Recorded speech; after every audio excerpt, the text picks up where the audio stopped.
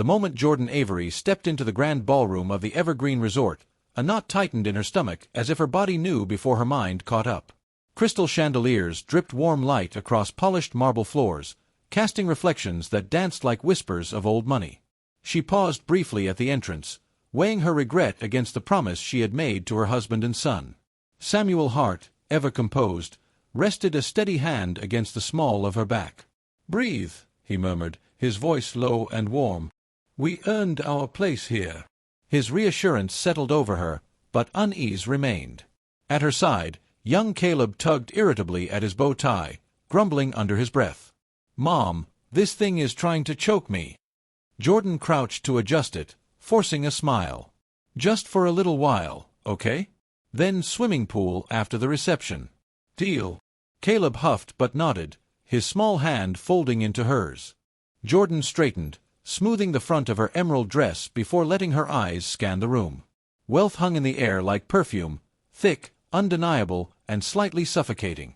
A string quartet played near the far wall, their music elegant but distant, like a soundtrack to someone else's life. As Samuel guided her deeper into the ballroom, the crowd parted briefly, and Jordan's breath stalled. A woman across the room tilted her head as she laughed, a gesture so familiar it struck Jordan like a physical blow.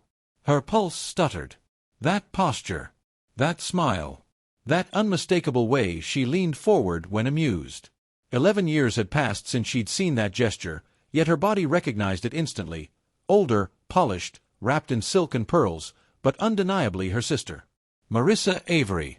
The bride turned, champagne flute raised mid-toast, and her eyes collided with Jordan's. The glass in Jordan's hand trembled, revealing the earthquake inside her. Jordan hadn't recognized the name Ethan Clark on the invitation. She'd assumed Marissa still used Avery. Instead, here she was, married today, radiant, gilded in a life built from lies Jordan had been shoved out of. Marissa's sharp inhale sliced through murmured conversations, drawing curious glances from guests. Their mother, Vivian Avery, blanched before her cheeks flamed crimson. Gerald Avery instinctively stepped forward, broad frame forming a barrier between Marissa and Jordan, just as he had when they were children, protecting one, silencing the other. "What are you doing here?" Vivian hissed, loud enough to attract stares. Jordan's spine stiffened. Old shame tried to rise, whispering memories of the night she'd been cast out with a suitcase and no home. Samuel stepped forward before the old wounds could take root. "My wife is a guest," he said evenly. "She was personally invited by the groom." His tone carried the authority of a seasoned surgeon, calm, precise, unshakable. The name Medova rippled across the guests like a spark through dry grass. Jordan overheard a woman in burgundy whisper, "That's Jordan Avery, the CEO." Recognition spread, transforming suspicion into curiosity. Meanwhile, Gerald's expression contorted into something between panic and fury. Jordan felt echoes of an old storm. The night rain soaked through her jacket as Gerald slammed the door behind her, declaring she was ungrateful, irresponsible, unworthy. Now she stood tall in Valentino, no longer the girl they discarded. Dr. Ethan Clark approached, surprise coloring his features. You know the CEO of Medova?" he asked Marissa and her parents, then turned to Jordan with genuine interest. "We've been trying to partner with your company for months. Your monitoring system is revolutionizing post-surgical care." Marissa's smile wavered. Vivian and Gerald exchanged frantic glances. The room seemed to lean toward Jordan, drawn by the gravity of her accomplishments. Jordan could have exposed everything in that moment. She could have told Ethan how her parents drained her college fund and handed it to Marissa, how they told everyone she failed out of school, how they rewrote history until she became their family shame.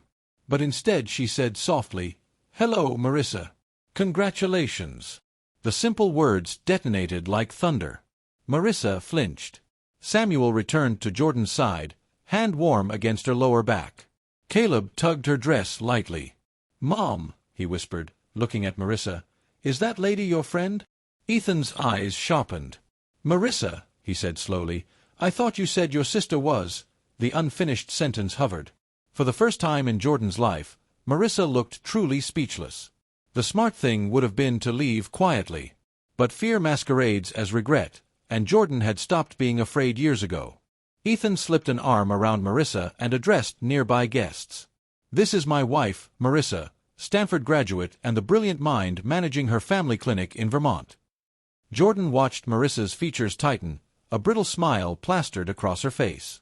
She listened as Marissa spoke about their thriving clinic, reciting practiced lines Jordan recognized from childhood, confidence on the surface, tremor underneath. Moments later, a silver-haired physician approached Jordan. "You're Jordan Avery?" she asked, eyes widening. "Your summit presentation was brilliant. Your monitoring system is transforming recovery protocols." Jordan smiled politely. "We recently expanded to Northwestern's network," she said. Across the room, Marissa answered a doctor's question about platelet therapy, except her response was outdated by nearly 4 years. The physicians exchanged subtle glances.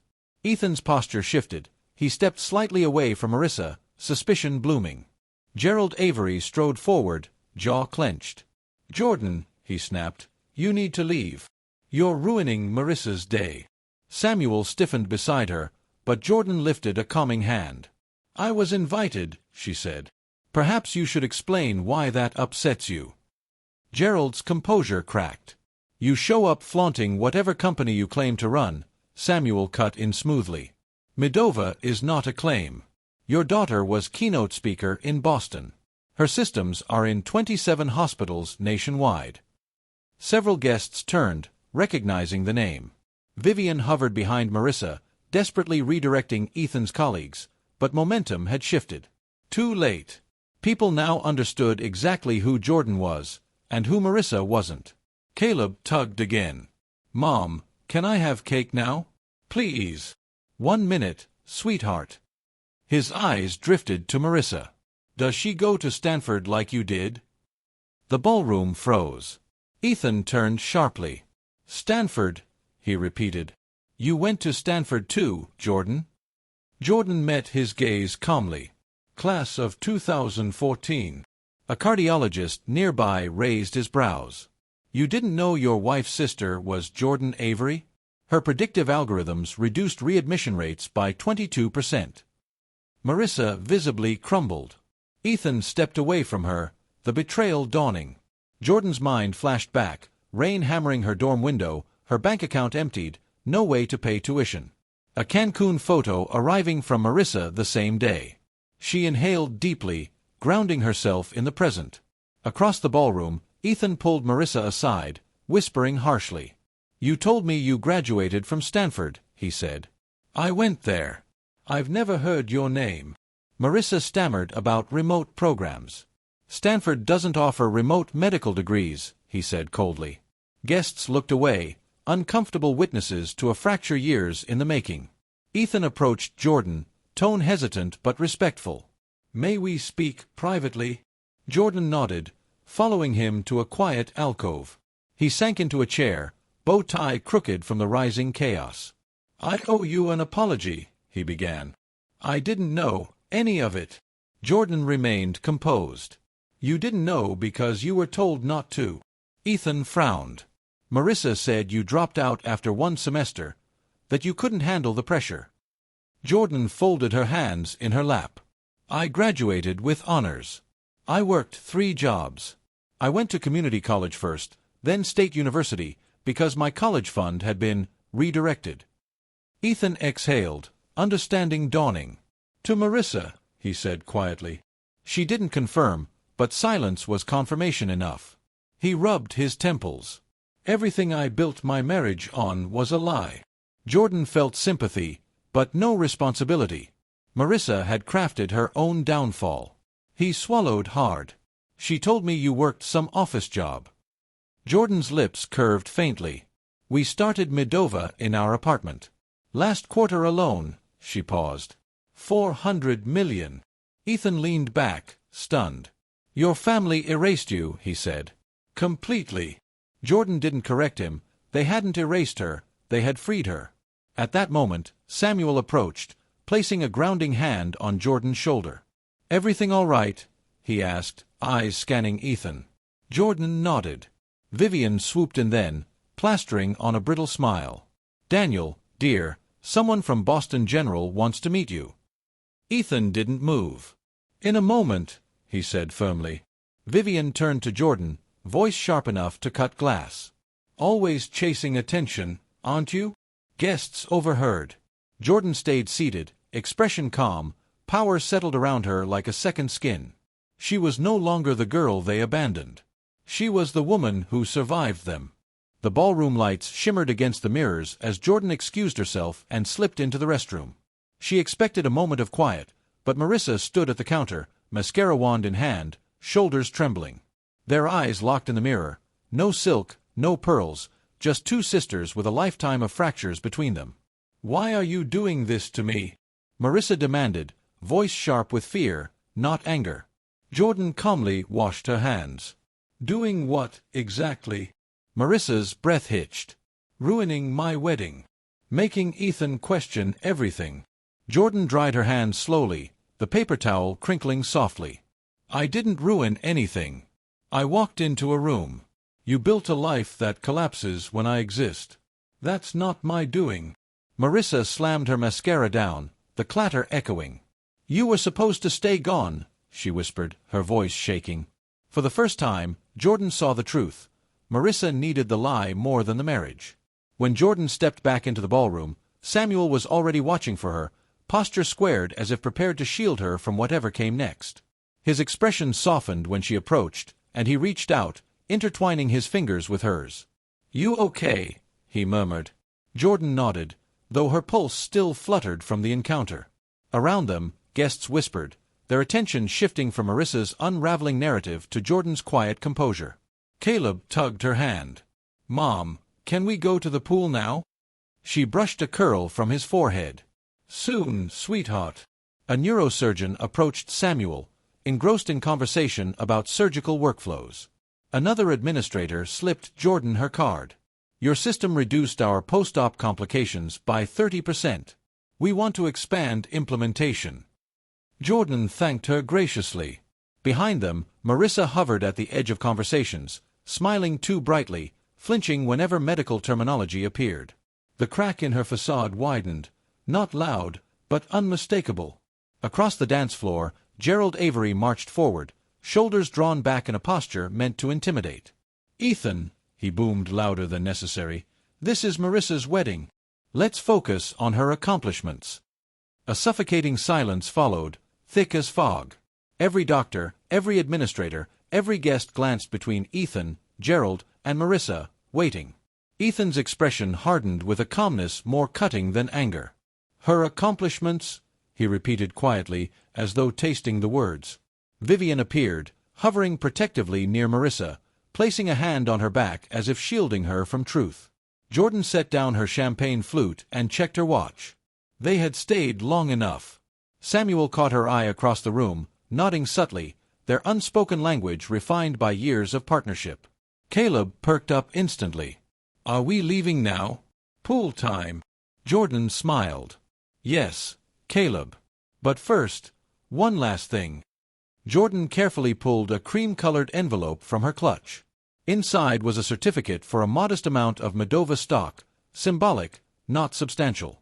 It wasn't a gift. It was a statement. "This is who I am now, and I will never shrink to fit your expectations again." She scanned the room for Ethan, finding him near the bar, shoulders tense as he watched Marissa from afar. Jordan approached with measured calm. "We're heading out," she said, offering the envelope. Ethan accepted it with genuine warmth. "Thank you for coming," he said. His eyes flicked toward her parents.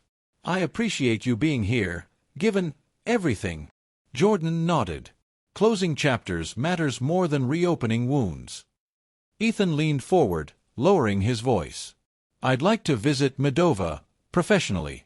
I'm impressed with your work." Their eyes met, understanding passing between them, clear, adult, without pretense. Behind him, Marissa watched, smile strained and cracking. Vivian glided forward, smile lacquered in social polish. "Jordan has always been ambitious," she said lightly to a nearby guest. Of course, she had advantages we couldn't provide Marissa. The lie was effortless, but not effective. Samuel turned, voice deceptively calm. "What advantages were those, Mrs. Avery?" "The 3 jobs she worked while putting herself through school?" or sleeping on friends' couches after you emptied her college fund. A circle of guests froze, witnessing truth delivered not with malice, but surgical precision. Vivian's smile faltered, her composure straining like glass under pressure. Caleb, oblivious to the storm, blinked up at Jordan. "Aren't those people your family, Mom?" His innocent question carried the weight of a hammer. Conversations halted. Heads turned. Even Marissa's breath caught. Jordan knelt, brushing Caleb's cheek. "They're relatives, sweetheart. Family is different." The ballroom seemed to exhale, a truth long buried surfacing at last. Gerald seized the moment to regain control. He stepped forward, puffing out his chest in the same domineering posture he had used Jordan's entire childhood. "You can't just walk back into our lives," he snapped, voice rising. "You can't rewrite history." Jordan straightened slowly, the years of swallowed fear falling away like old skin. The room faded around her, and she spoke with a calmness that silenced even the music. "I'm not trying to walk back into anything. I'm not here to expose you, embarrass you, or fix you. I built a life that stands on its own." She paused, meeting Gerald's stunned stare. "Exactly what you forced me to do when you showed me the door." A ripple passed through the guests. Some shifted uncomfortably, others looked sympathetic. Marissa stared, eyes wide, as if seeing Jordan for the first time, not as a threat, but as a woman who survived without them. Jordan reached for Caleb's hand and motioned for Samuel to join them. Together, the three walked toward the exit, not rushed, not dramatic, simply done. Power didn't need to shout. It walked with quiet dignity. Whispers followed them, soft as falling rain. But unlike the night 11 years ago, those whispers no longer stung. Jordan felt Samuel's hand settle at her back. "You okay?" he asked gently. She nodded, exhaling a breath she felt she'd been holding for a decade. In the lobby, Caleb spun in circles. "Pool time," he cheered. Samuel laughed. 10 minutes to change, and I'll meet you both there." As they walked toward the elevator, Jordan caught their reflection, a family of three, solid, chosen, real. Through the cracked ballroom doors, she glimpsed Ethan watching their departure, confusion and new understanding in his eyes. Some weddings marked beginnings. This one marked an ending, necessary, overdue, liberating. A month later, sunlight streamed across the polished floor of Jordan's office as she reviewed an 8-figure partnership proposal from Boston Memorial. Medova's system had reduced post-surgical complications by 37% during their trial. Numbers don't lie. Numbers don't take sides. Her assistant's voice buzzed through the intercom. "Dr. Ethan Clark is here to see you." Jordan paused, pen hovering. She hadn't expected to see him again so soon. "Send him in." Ethan entered, shoulders slumped, suit wrinkled as though sleep had been optional for days. "Thank you for seeing me," he murmured. Jordan gestured for him to sit. "Coffee." He shook his head. "I can't stay long." Silence stretched. Jordan had learned silence revealed more than questions. Finally, Ethan exhaled. "I've spoken to a lawyer about annulment. Everything Marissa told me was fabricated. She never went to Stanford. She never ran the clinic. She was the receptionist." Jordan absorbed the confession with quiet clarity. "I'm sorry," she said, and meant it. Ethan rubbed his forehead.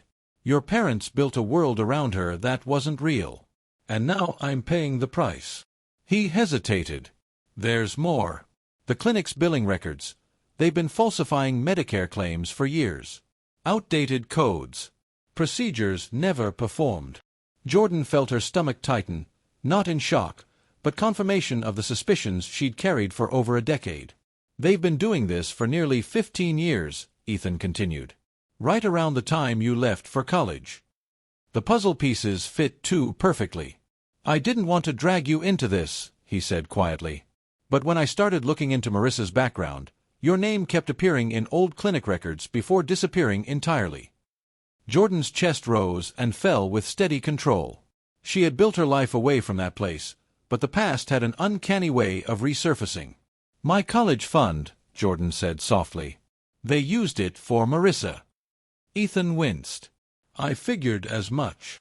He looked around her glass-walled office. "Ironically, I never wanted to be a cardiologist."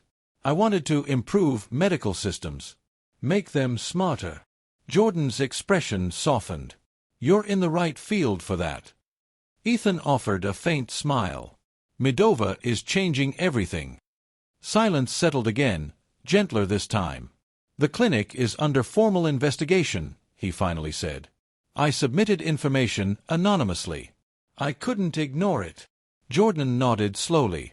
The sins of her parents were finally catching up to them, but she didn't feel triumph. Only distance. I came to ask if you plan to get involved, Ethan said. A single email from Jordan could ignite a firestorm. She considered the weight of it, then answered plainly, No. I built a separate life. I intend to keep it separate. Relief washed through him. After Ethan left, Jordan walked to the tall windows overlooking the city, watching traffic flow 40 stories below like currents. She no longer drifted inside. Her phone buzzed, a voicemail from Marissa, the third that week. Jordan didn't listen. Samuel called moments later, his voice warm and steady. You sound tired, he said. Ethan Clark came to see me, Jordan replied. The clinic is under investigation for Medicare fraud. A brief pause. Are you okay? Samuel asked gently. Jordan looked out at the skyline shimmering in the afternoon heat. Yes, she said, surprised by the truth of it. Are you going to get involved? Samuel's voice held no pressure, only support. Jordan exhaled. I was thinking about what you said, that my success is already their punishment. Samuel chuckled softly. I stand by that. But whatever you choose, I'm with you. His certainty steadied her more than the stable empire she had built. Back at her desk, Jordan opened her email and found a message from the Medicare Fraud Investigation Division. Attached were scanned documents from her time at the Avery Family Clinic, records she hadn't seen in over a decade. They requested her testimony. Jordan leaned back, remembering the long hours answering phones, the patient files stacked taller than her, the odd inconsistencies she had brushed off as family business. Ethan's words echoed, 15 years. Her phone buzzed again, another voicemail from Marissa. The first had begged for money. The second threatened to tell Caleb the truth about his mother. Jordan deleted it without listening. Samuel's voice replayed in her head, Your life now is the real victory. She looked at the documents again. She would not protect her parents, nor attack them. She chose the middle path, the truth. She attached the clinic's original digital records from the year she worked there and hit send. Jordan shut down her computer and grabbed her bag. Her phone lit up with a text from Samuel. Caleb wants to see the new tiger cubs. Zoo Day. Join us. A smile tugged at her lips. On my way, she replied. When she stepped into the warm afternoon, the breeze touched her like a quiet reminder that life outside her past was vibrant, grounded, and hers. At the zoo, she spotted Caleb sitting on Samuel's shoulders, waving wildly. Mom. They're tiny and loud. Samuel laughed. He's already named one, Thunder Roar. Jordan threaded her arm through Samuel's. Rough day, he asked. Jordan shook her head. No. A clarifying one. They wandered the zoo paths, watching animals bask in sunlit enclosures. The world felt expansive again, untainted by the Avery name. She squeezed Samuel's hand, thankful for the life she had created, one built on truth, not performance. 6 months passed. In their backyard garden, purple coneflowers bent toward the May sunlight while Jordan knelt beside the pepper plants, pinching off spent blooms. Caleb darted between rows, his Batman cape fluttering wildly. Mom, can I water the tomatoes? He asked eagerly. Jordan nodded. Start with the peppers, they're thirsty today. He carefully carried his small watering can, tongue poking from the corner of his mouth as he concentrated on not spilling. Samuel stepped onto the patio holding 3 glasses of lemonade on a tray. Reinforcements, he announced dramatically. Caleb bowed exaggeratedly. Thank you, good sir. Samuel laughed and tapped his nose. For bravery in gardening duty. Jordan watched them, 2 people who grounded her more than any accolade ever had. This garden, this peace, this ease, this was life. Not the bruises left by her past. Not the expectations she escaped. She exhaled, tension unwinding from her shoulders like old thread. Samuel's eyes met hers across the garden, a wordless exchange that affirmed everything she already knew. She had chosen right. The Davis Hospital Board approved the monitoring system, he said lightly, though Jordan caught the flicker of pride in his eyes. Caleb gasped. That's number 5, right? He held up 5 fingers. Jordan chuckled. Yes, buddy. That's number 5. Caleb puffed out his chest. Mom helps sick people get better faster. Jordan ruffled his hair. That's the goal. Just then, the doorbell chimed. Samuel raised an eyebrow. Expecting anything? Jordan shook her head. Probably FedEx. I ordered component samples from Switzerland. Samuel returned moments later carrying a certified letter. His expression had shifted. Jordan took the envelope and read the return address, Marissa Avery Clark. Her hands stilled. The garden seemed to quiet around her. Old wounds whispered, but did not reopen. Not this time. She stood, envelope in hand, and walked inside. The envelope sat on her office desk for nearly 20 minutes before Jordan opened it. She needed the space between impulse and action, the distance to confront the letter without letting old narratives reclaim her. Samuel leaned in the doorway silently, offering support without pressure. Finally, Jordan slid a finger beneath the seal. One sheet of cream stationery slipped out, covered in Marissa's looping handwriting. She read it once, slowly. Then again. The clinic closed last month, Marissa wrote. Not because of anything you did, but because of everything Mom and Dad did. The letter detailed the investigation findings, billing fraud, and the clinic's collapse. Then, Ethan left me. He said he couldn't build a life with someone he couldn't trust. He was right. The words softened at the end. You were never the problem. I believed I had to outshine you, or erase you. I was wrong. I'm sorry. Jordan folded the letter quietly. Samuel didn't ask what the letter said. He simply waited until Jordan placed it back into the envelope. What will you do? He asked gently. Jordan sat at her desk, stared at the blank screen, then opened a new document. Her fingers moved decisively, typing only what needed to be said. No venom, no indulgence, no open door. Just clarity. When she finished, she printed the page, slid it into a Medova envelope, and sealed it. Nothing dramatic, she said. Just necessary. 2 weeks later, Jordan attended the American Medical Technology Conference in Chicago. Medova's booth was surrounded by eager physicians and administrators. Screens displayed real-time patient data integration, the innovation she once sketched on napkins during midnight shifts. As she moved through the exhibition hall, she caught a familiar silhouette in pale blue scrubs. Marissa. Her hair tied back, posture small but attentive as she listened to a speaker discussing entry-level medical coding certification. Their eyes met across the bustling hall. No gasps. No theatrics. Just recognition. In Marissa's hands was the envelope Jordan had sent. Inside it, an application for an entry-level Medova internship. Jordan had not offered forgiveness. She had offered opportunity. They exchanged small nods, the kind shared between people whose roads once collided painfully but now ran parallel without touching. Jordan didn't approach her, nor did Marissa walk closer. Some relationships were not meant to be repaired, only completed. When the presentation concluded, Jordan returned to Medova's booth. Her team buzzed with excitement, demonstrating real-time system updates to gathered clinicians. These were the people she built toward. The future she chose. The legacy she was shaping. Not for approval. Not for validation. But because she could, because she overcame the life meant to diminish her.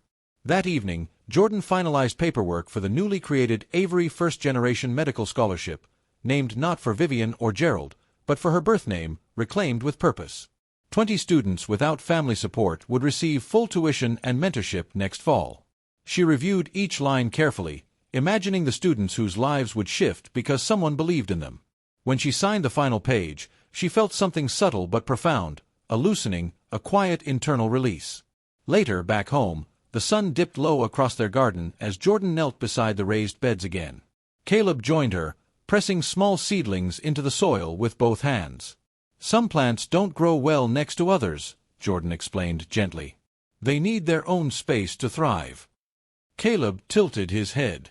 Like people. Jordan kissed his temple. Smart boy. Yes.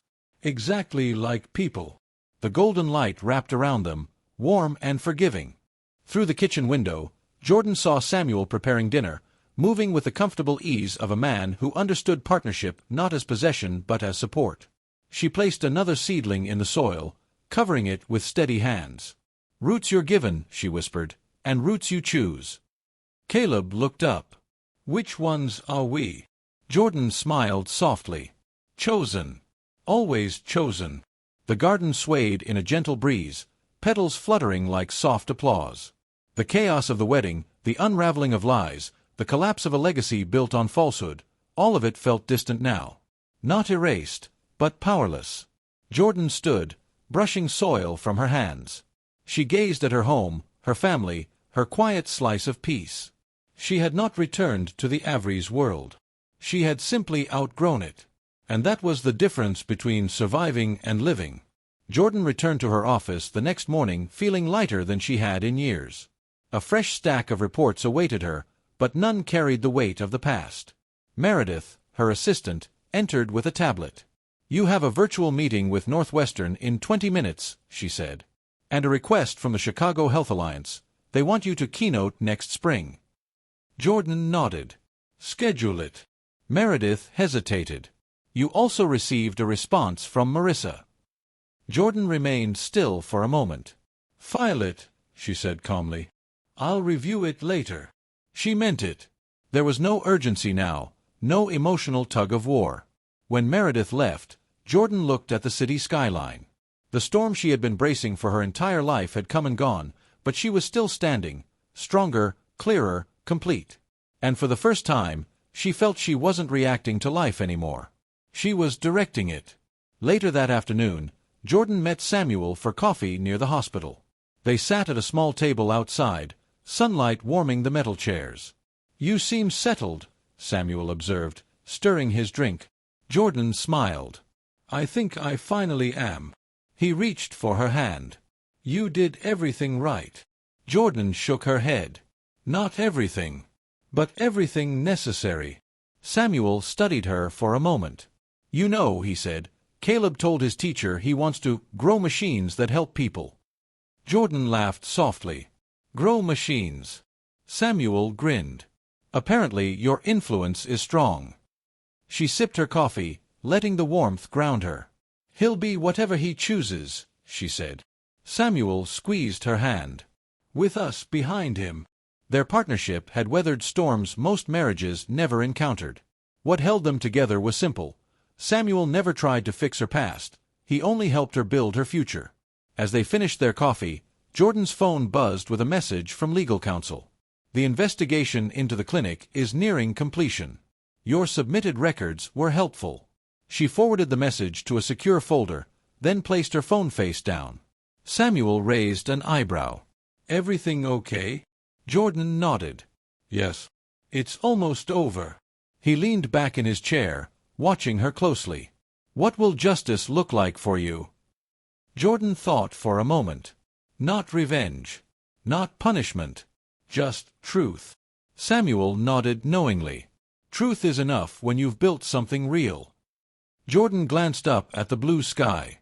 Her parents had spent decades manipulating narratives, painting illusions, forcing her into roles she never asked for. But truth didn't need rehearsing.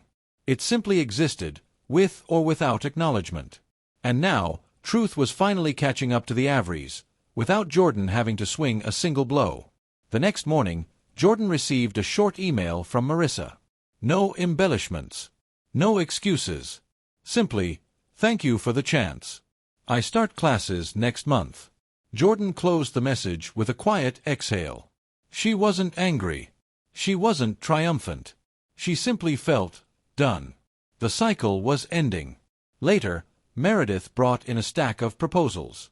"Do you want to review Marissa's application materials?" she asked gently. Jordan shook her head. "HR will handle it. She deserves the same process as anyone else." Meredith smiled faintly. "You're remarkable, you know." Jordan picked up the next file. "No. I just refuse to repeat the patterns I came from." The office buzzed with productive energy, her team collaborating around screens displaying real-time patient data. This innovation, purpose, tangible impact was the world Jordan fought to create. It had taken years to realize it, but distance from her past wasn't weakness. It was strategy and freedom. That evening, Jordan and Samuel attended Caleb's school showcase. Children moved excitedly between stations, showing parents their artwork, science experiments, and lopsided clay creations. Caleb dragged them toward his table. "Look, I made a heartbeat monitor." Jordan smiled as he demonstrated the cardboard device taped together with enthusiasm and imagination.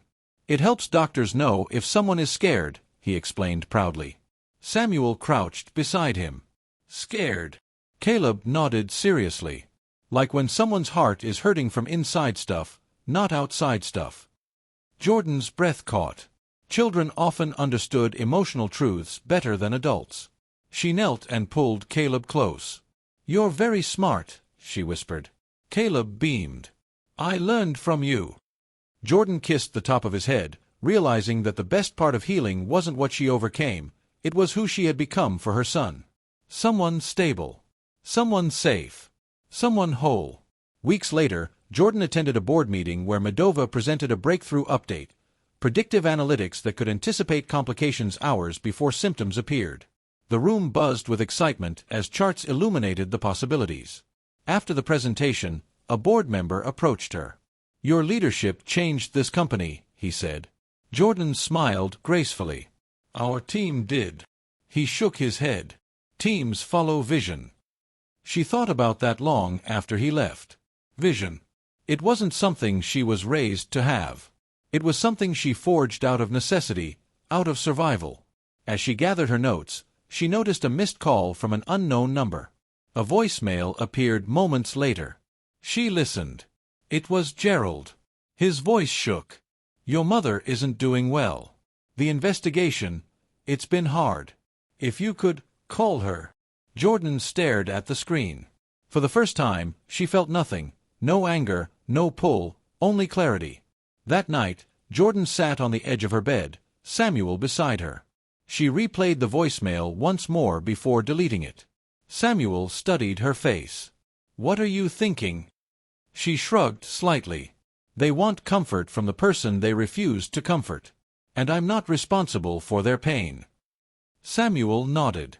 "You don't owe them the healing they never offered you." Jordan rested her head against his shoulder. "Do you think that makes me cold?" Samuel shook his head. "I think it makes you human. Boundaries aren't cruelty, they're protection." Jordan exhaled slowly, letting the silence of the room settle. The old Jordan would have felt guilt twist inside her. But the woman she had become understood something vital. Empathy didn't require access. Compassion didn't require sacrifice. She could wish them peace without letting them back into her life. And that, finally, was enough. A few days later, Jordan returned to her garden with Caleb. The sun lay warm across the earth as they planted new seedlings, basil, lavender, and a row of vibrant marigolds. Caleb patted the soil carefully. "Mom," he said suddenly, "plants grow even if other plants don't like them, right?" Jordan smiled. "Yes. They grow where they're nurtured." Caleb nodded thoughtfully. "So you grew here," he said, pointing to their home. "Not over there." Jordan felt a softness swell in her chest. "Exactly," she whispered. She brushed soil from her hands and looked at her son. He was growing in soil rich with care, not fear. With freedom, not pressure. With truth, not pretense. And that was everything she had ever needed as a child, but never received. Now she could give it, effortlessly. Not because she had to, but because she healed enough to choose differently. As evening settled, Jordan and Samuel prepared dinner together. The kitchen filled with soft music and the rhythm of shared tasks, chopping vegetables, stirring sauces, the gentle clink of dishes. Caleb darted between them, narrating a story about a dragon doctor who saved the kingdom with a magic stethoscope. Samuel laughed. "This dragon sounds very qualified." Caleb grinned. "Just like Mom." Jordan shook her head playfully. "I don't breathe fire." Caleb giggled. "Not anymore." Jordan paused, surprised by how deeply the comment landed. Not anymore. She wasn't burning to survive. She wasn't fighting for space. She wasn't clawing her way out of the past. She was simply living. After dinner, Caleb curled up with a book while Samuel wrapped his arms around Jordan from behind. "You built such a beautiful life," he murmured. Jordan leaned into him. "We built it. Together." Later that night, Jordan stepped outside onto the porch. The garden glowed under silver moonlight, each plant casting soft shadows across the soil. She inhaled deeply, letting the cool air fill her lungs. Her past no longer loomed like a storm, just a distant landscape she had traveled through and left behind. Her parents' choices, Marissa's insecurities, the lies, the loss, they were chapters, not definitions. Inside, she heard Caleb's laughter and Samuel's voice reading aloud from a bedtime story. That was her world. Her truth. Her family. Jordan closed her eyes, feeling peace settle around her like a gentle blanket. She had carried the weight of abandonment, betrayal, and erasure for years, but she had also built brilliance, resilience, and love. Healing hadn't been loud. It hadn't been dramatic. It had simply been a choice, made again and again. And now, finally, the story she lived belonged entirely to her. Please, don't forget to like, comment, share, and subscribe to this channel.